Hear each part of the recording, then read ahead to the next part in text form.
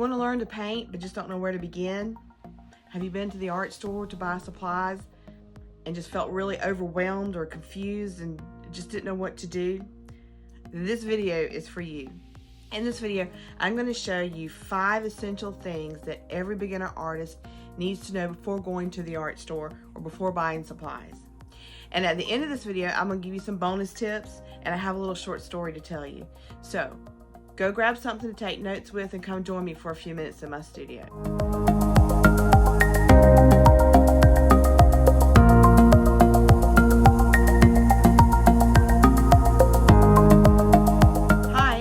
Welcome to my studio. I'm Wendy Shelley. So you decided you want to learn to paint. Now it's time to go to the art supply store and buy supplies or to purchase them online and you just don't know where to begin. Well, I'm going to show you 5 essential things that you need to know before you purchase. Okay? And I'm going to break it down in very simple, basic terms so it's easy to understand. This is going to help you out a lot. Okay? First thing you want to consider is, do I need an easel? Easels are to me, are personable. That is something that you want to, it's kind of like a new pair of shoes. You buy a new pair of shoes, you're not sure if you're going to like them or not. You wear them for a little bit, and then you break them in. If they feel great, then you keep them, and you stay with them, and you may even buy another pair of them. If they don't, and they hurt, and you don't like them, and they're not comfortable at all, then you kind of toss them to the side. That's sort of what an easel, buying an easel is all about. There's a lot of different types of easels, and they can range anywhere from just a few dollars right on up to, I've seen them as much as $15,000 for an easel. I don't own a $15,000 easel, but I have seen one that high. So where do you begin? Where do you start? Well, the way I look at things and the way I learned, I found the best practices of learning for me were whenever I was trying out something new, to get something that was within my budget, but that was not going to cost me an arm and a leg. I don't have a whole lot of investment in it at first in the beginning, especially an easel. Okay, so what types are there? There's A-frame easels, there's H-frame easels, there's floor easels, there's tabletop easels, there's plein air easels. Oh my, a lot of easels. For me, I started with a tabletop easel.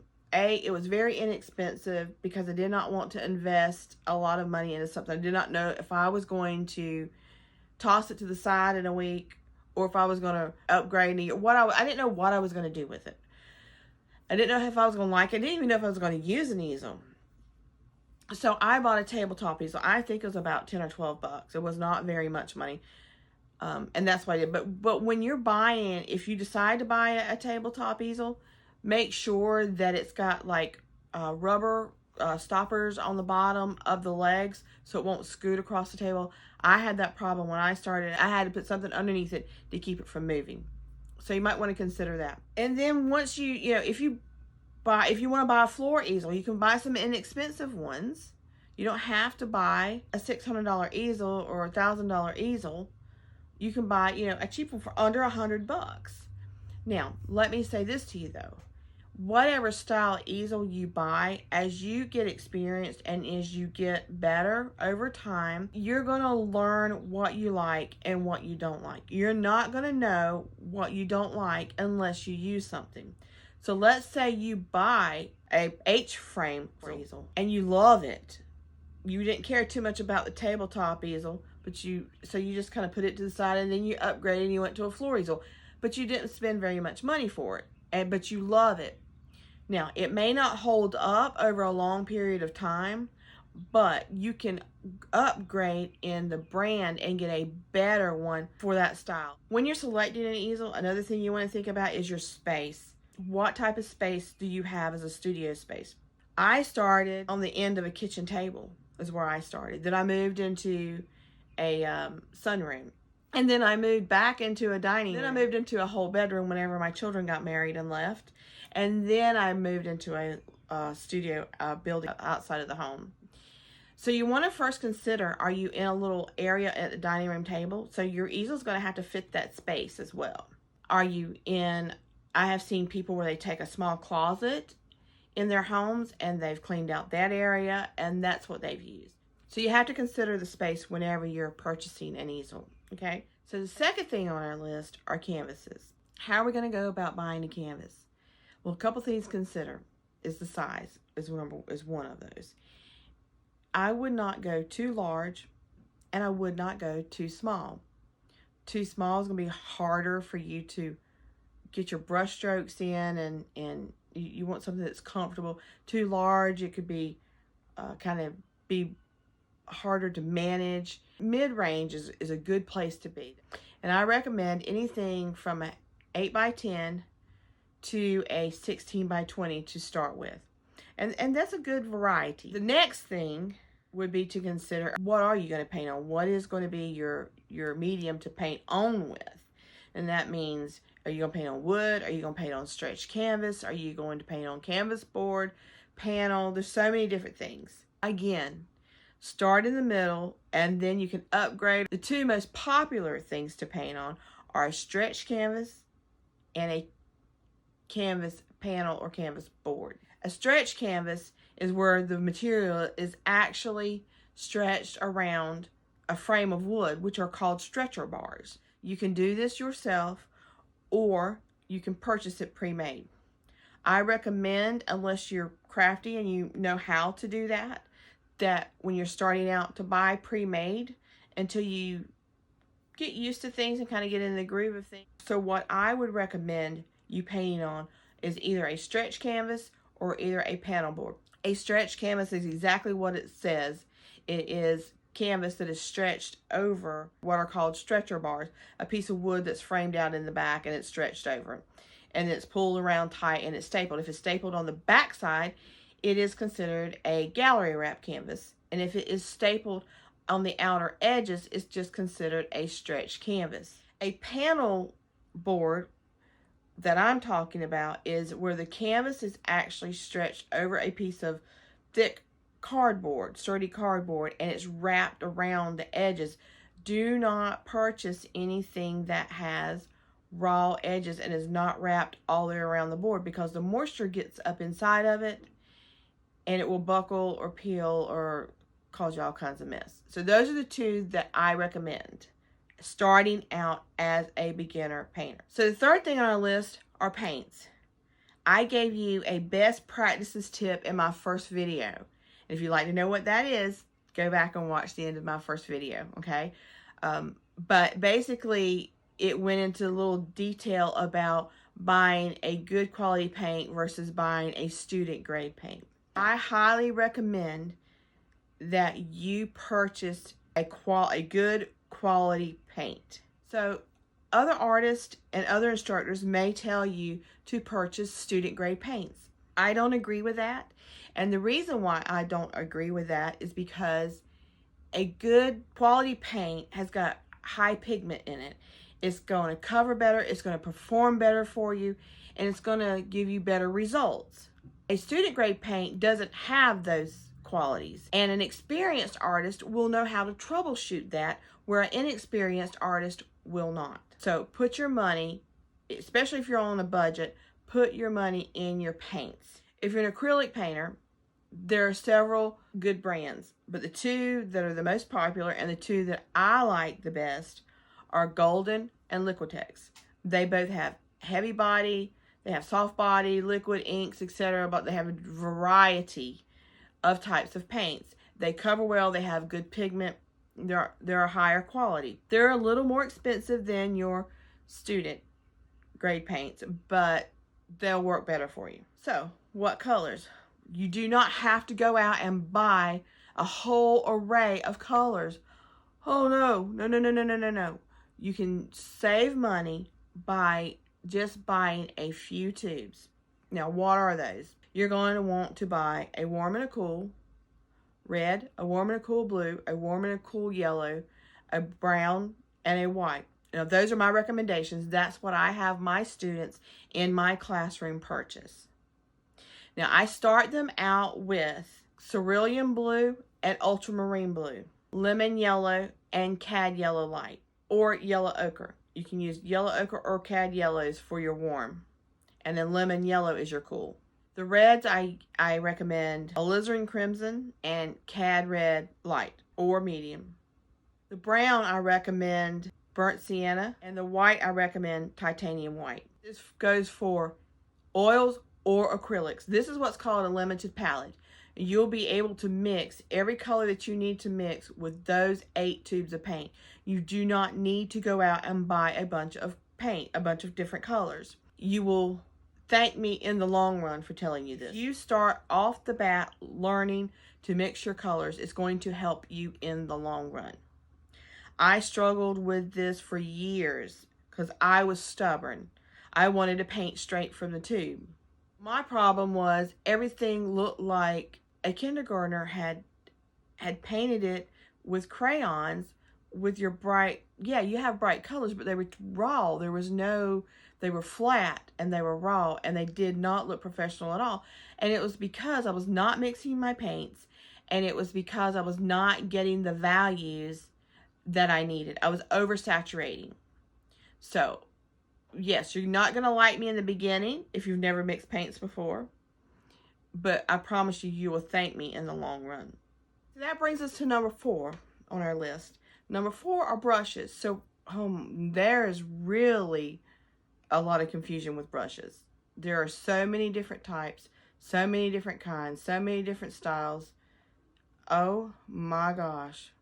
This is where I struggled when I first started. I did not know what type of brush. I felt like when I would buy a brush, was I buying the right thing, because I did not know if I was able to use it to my potential, because I didn't know if I had the right thing or not. Well, let me say this to you. The best thing to do is simply buy a set until you know what you're going to like.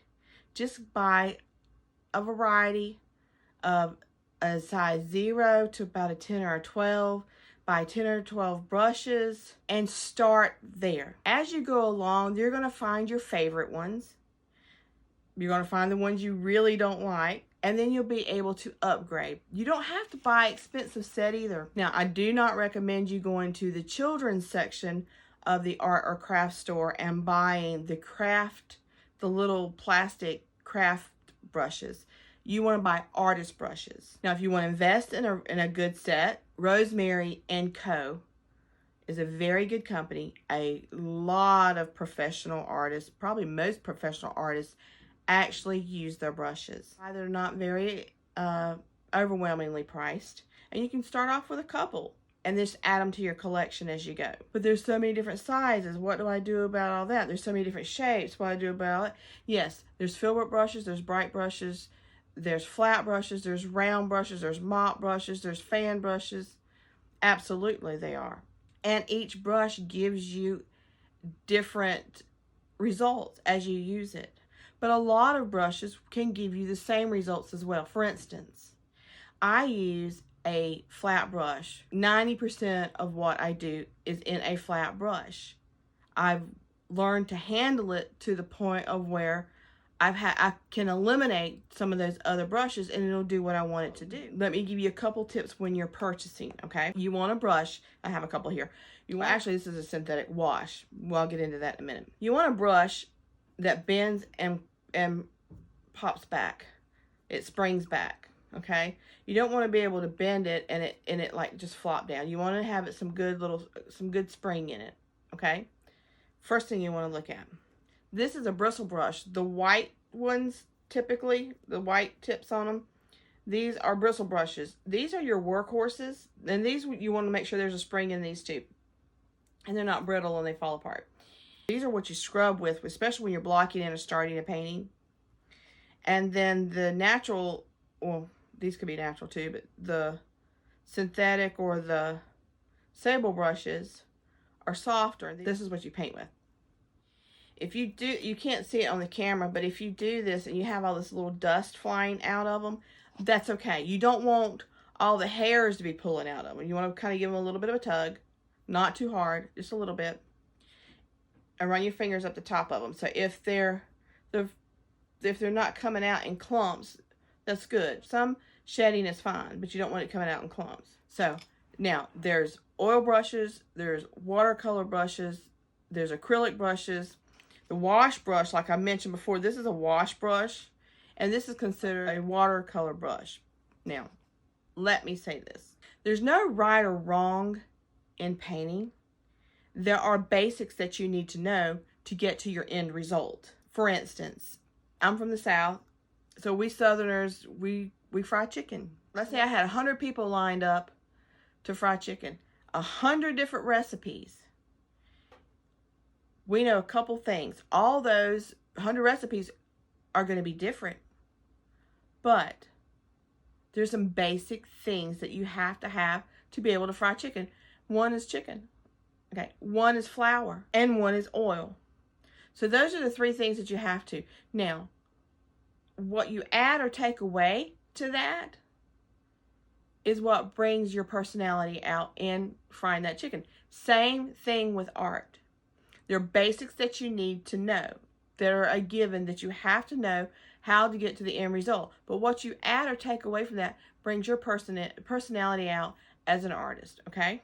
I said all that to say that there are a lot of artists who will say you only paint oils with oil brushes, you only paint acrylics with acrylic brushes, you only paint watercolor with watercolor brushes.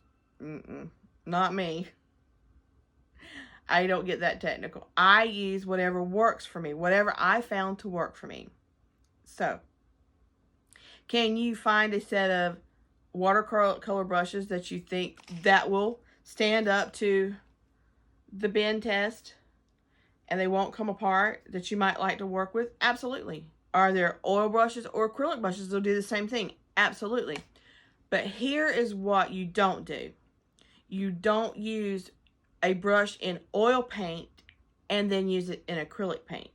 I don't use a brush in acrylic paint and then use it in oil paint. Mainly because the oil contaminates and the acrylic won't stick, or you may have some problems with the quality of your work if you do that. Rules in painting are made to be broken, and you have to learn what those rules are before you break them. The price on the brushes, it doesn't matter if your brush costs 25 cents or if your brush costs $2,500.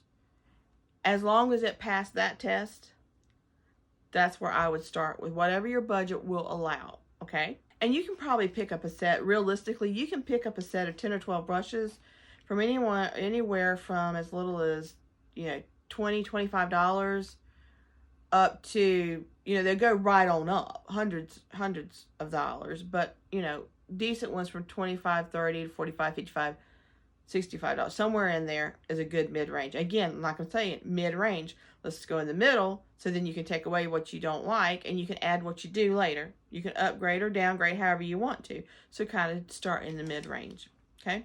So that covers brushes. So the last thing on our list I want to talk about are palettes. How do you know what type of palette? Well, I'm here to tell you. There's wood palettes, there's plastic palettes, there's glass palettes, there's all kinds of palettes. I know artists that even take old phone books and use as a palette, and they just tear the sheets away.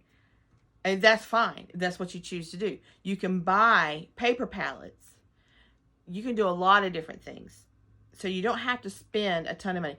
The one thing, though, that I do ask that you don't do is please don't use paper plates for palettes. And here's the reason why. You don't have enough room to be free to do what you need to do in that palette. Especially if you're mixing colors from those 8 tubes of paint, you don't have enough room. I have students all the time that will say, I can't mix the black. It won't come out dark enough. Or my white looks terrible. It's too gray. Or it's too yellow. Or I can't get the right color. Well, you know what? You're mixing in a paper plate and you've got everything mixed together and everything's contaminated. So whenever you pick a palette, make sure that you have enough space. If you need one the size of a kitchen table, get the one the size of the kitchen table. But remember what I said? Mid-range. So I recommend a palette anywhere from the size of 11 by 14 up to a 16 by 20 to start with. A 16 by 20 is a little on the bigger side, topping out, but that's a good mid-range for you to buy a palette or for you to start with a palette. You can make your own palette. It doesn't matter. Now, A wood pallet has a lot of maintenance, in my opinion. It has to be kept clean all the time. And if paint dries to it, then that's it. A plastic pallet is hard to clean sometimes. Yeah, you can buy acrylic pallet. You can actually go to Home Depot or Lowe's or whatever and have them cut you a piece of acrylic or buy a sheet of acrylic and you can use that. I recommend that to the kids if they're kids in my class. Here's what I recommend for the adults. Tempered glass. The reason why I like tempered glass is easy to clean. Well, first it's tempered, so if it breaks, it's not gonna, have sharp edges. It's going to crumble or shatter. It's a safety. But you can clean it. You get a window scraper and you can scrape the paint off of it. Doesn't matter if it's oil or acrylic. It comes off. You can clean it. I clean my palette several times through a sitting, so that's the reason why I like it. Now, let me give you some tips on cost-wise. I have one that I ordered from Jerry's Artorama, and I absolutely love it. It's a 14 by 16, and I think it was like $40 some. Or you can buy, if you get a smooth cutting board, because your cutting boards are tempered. Get a smooth glass cutting board, because they'll be like rough on one side and smooth on the other. It's tempered. You can buy them for half of what you can buy the actual tempered pallets for, okay? My big pallet, my main pallet that I use, you want to tell you what I use? You ready for this one? I use an old refrigerator shelf. It's tempered. It's big enough for what I need to do. And that's what I use. So you don't have to be... Do you want a handheld pallet? Do you want one that you put on the table? That's something you have to consider too. Acrylic was going to clean up easier for you than the wood one. So remember, keep that in mind again, okay? And don't get one so small that you can't do anything with it. Get one that's at least 11 by 14 or a little bit bigger, okay? So that's my tip on pallets. And, I can go into more of these details with you guys later. Okay, so 2 bonus tips I have for you guys, okay? First, when you're buying a palette knife, you're going out and you want to buy a palette, you need a palette knife. You need at least one, okay? For mixing things or using to paint with. And it's really neat to learn to paint with one, okay? So 2 things you need to know. Again, buy your mid-range. You don't have to buy the smallest one or the largest one. Buy the mid, a couple of the mids, and you'll be fine, okay? But the main thing you want to look for in a palette knife is the tip. I don't know if you can see, can you see the tip on this?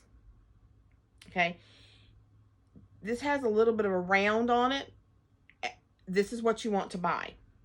If it has a sharp point, I do not recommend it, because what happens is that tip can get hung up on your canvas and it can scratch, or it could cut, or it could tear the canvas. Not only that, it gets bent. The very end of it, the very tip of it gets bent, and it doesn't paint that well. So buy the rounded one. The second tip I want to tell you is whenever you're transferring your image, it doesn't make any difference if you are hand drawing it, if you're using a tool to help you transfer, or if you're tracing in some way, shape, or form. It doesn't make any difference. I like to use watercolor pencils because it melts into the paint that you're painting with, and you don't have harsh lines to deal with, okay? So try it next time. So guys, I hope you've got some great value out of what we've talked about today. If you have, please go down and leave me some nice comments. Take it easy. This is only my second video. Go hit that like button and subscribe. Okay, so now I have something I want to show you. A little story. I told you I had a little story to tell you. Well, I have something I want to show you. Yesterday, I was cleaning in my house, and I came across this. I found something in my house that I had not seen before. So let me show you what it is, okay? Hang on. Have any Harry Potter fans out there? I found this, okay, in my house. I had not seen it before. If I had, I sure do not remember it, okay? And I think I would remember this, okay? So, but I found Hedwig. Oh my goodness. But Hedwig does tricks. This is what's so cool about this. Watch. Watch. Listen.